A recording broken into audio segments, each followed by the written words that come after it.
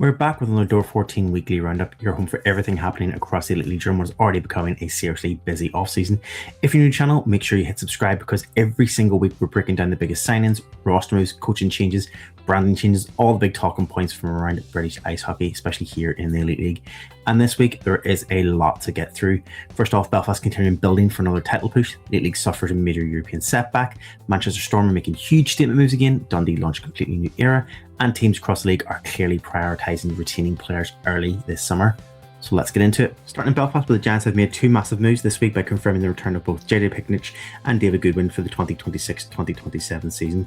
And honestly, this feels like incredible important signings for Belfast. After the retirements of club legends Ben Lake and Gabe Bass, one of the biggest priorities immediately becomes maintaining leadership, experience and offensive quality inside that roster.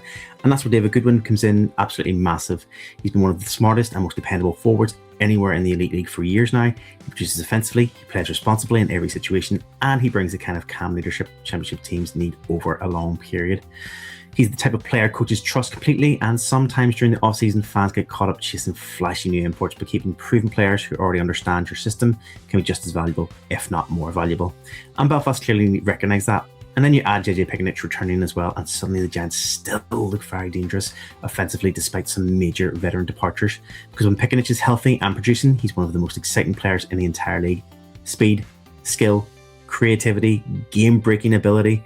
He can completely change a game in a single shift and knows the types of players every contender needs.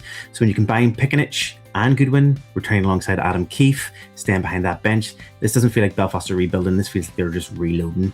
Now, alongside Belfast roster news, there was also a major announcement involving the entire Elite League this week. The Elite League have officially announced and confirmed that the Belfast Giants will not be participating in the 2026-2027 Champions Hockey League. According to the league statement, the issue came down to scheduling complications surrounding the availability of home dates during the CHL opening rounds. Belfast reportedly worked with the league to explore alternative solutions, but ultimately the CHL determined those options couldn't be accommodated. And honestly, this is really disappointing outcome for the British hockey because over recent years, the Elite League has genuinely started building credibility internationally. Crowds are improving, league quality is improving, professionalism around the organisation is also improving, and Belfast have represented the league extremely well in European competition. So the fact that they will not be represented in the CHL this season does feel like a huge missed opportunity for the growth of British hockey. Now, yes, Belfast remain eligible for the Continental Cup, but there's no question many fans would much rather see the league competing against Europe's elite in the CHL. Hopefully this is something that the league can avoid moving forward because visibility on the European stage matters. Now over to Cardiff, where the Devils have secured Mark Oligny for a 2-year deal, and honestly this feels like classic Cardiff. Reliable, experienced, physical, proven. Oligny has become a massive part of the Devils' defence identity over the recent seasons. He's played difficult minutes, brings leadership, and gives Cardiff exactly the kind of stability every championship contender needs on the blue line. What really stands out here is that the length of the deal too. A 2-year extension shows Cardiff see him as a foundational piece moving forward, and honestly, Cardiff continue to feel like one of those teams who are making smart organisational decisions in the league when it comes to roster building. They rarely panic, they rarely overreact. They identify core pieces and keep them around, and that consistency is a huge reason why the Devils remain competitive year after year.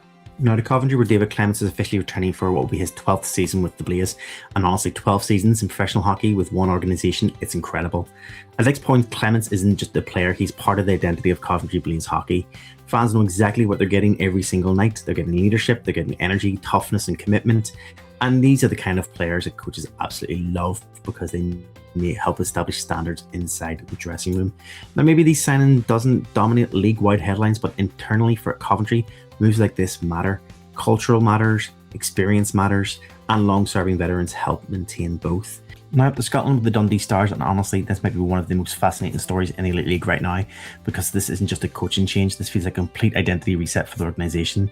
The Stars officially appointed Scott Dutry as head coach, but alongside that the club also unveiled what they're calling the evolution of the Stars, including a brand new logo and visual identity heading into the 2026-2027 season. This is a big shift. The new branding feels far more modern, aggressive and professional compared to previous versions. Cleaner lines, sharper presentation, stronger colour balance. It genuinely feels like Dundee are trying to reposition themselves within the league, and honestly, branding matters more than people sometimes realise. A fresh identity can completely change how a club is perceived. It creates excitement around the fan base, it modernises the image of the organisation, it helps attract attention from outside existing audience, and more importantly, it signals ambition. This doesn't feel like Dundee are just updating a logo because they were bored. This feels intentional. Obviously, with new ownership, it feels like the organisation wants people to look at Dundee differently moving forward, and now I combine that with the brand new head coach in Scott Dutry, and suddenly the Stars become one of the most intriguing teams heading into next season, because now a very clear narrative forming, new coach, new branding, new ownership, new era, and probably a new style of hockey too. The challenge now becomes turning all that excitement into results on the ice, because rebrands create hype, fans then become excited, fans ultimately want progression in the standings, and still credit Dundee. In an off-season where many teams are simply running it back, the Stars have done something different. They've created conversation in a modern sport that matters. Now over to Glasgow, where the Clan continue focusing heavily on retention. It's been announced that Tristin Langan will be returning for the 2026-2027 season, and you can really see what Glasgow are trying to do here. Instead of another major rebuild, they're trying to keep core pieces together and finally build on chemistry from season to season. Tristin Langan remains one of the most exciting offensive players on the roster, and when he's confident and producing, he can completely change games. After several inconsistent seasons, there's probably real value in Glasgow finally prioritising stability instead of constantly resetting the roster every summer. Now to Guildford, the Flames confirmed the return of Justin Fazio and Travis Brown.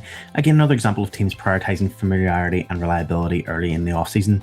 Both players bring experience and stability, and Guildford clearly value players who already understand the structure and expectations inside the organisation. The Flames have quietly built a reputation over the years for being one of the league's most organised and difficult teams to play against, and they don't always make the loudest moves, but they constantly stay competitive.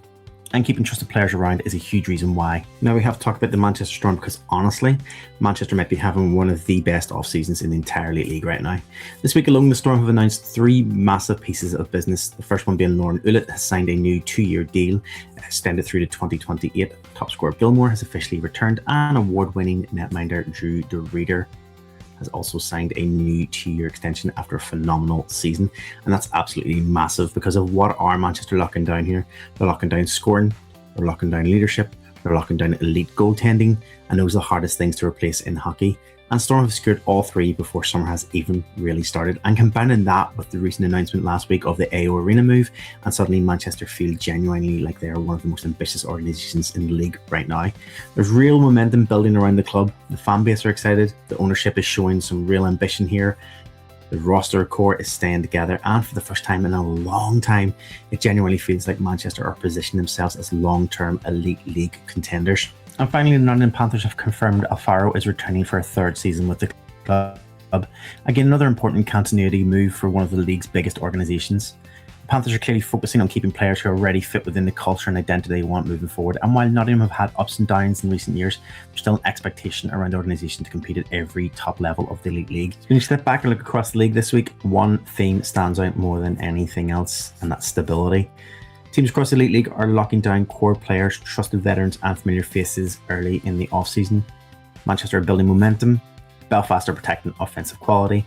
Cardiff, they're securing defensive leadership. Coventry are maintaining culture. Glasgow are building chemistry, and Guildford are reinforcing consistency. Not to mention Dundee, who are launching an entirely new era. The off-season still has a long way to go, but already we can see one thing for sure, that the identity of next season is starting to take form. And honestly, that's what makes this part of the hockey calendar so interesting. Championship teams are often built during the summer, not just during the playoff season. So now I want to hear from you. Who is winning the Elite League off-season so far? Are Manchester becoming genuine contenders? Can Dundee's rebrand and new era surprise people? Will continuity finally help Glasgow take the next step, or are Belfast and Cardiff still the teams everyone needs to beat? Drop your thoughts in the comments below, and if you enjoyed this video, don't forget to like, subscribe, and turn on notifications so you never miss another Door 14 weekly roundup. And we'll see you next week.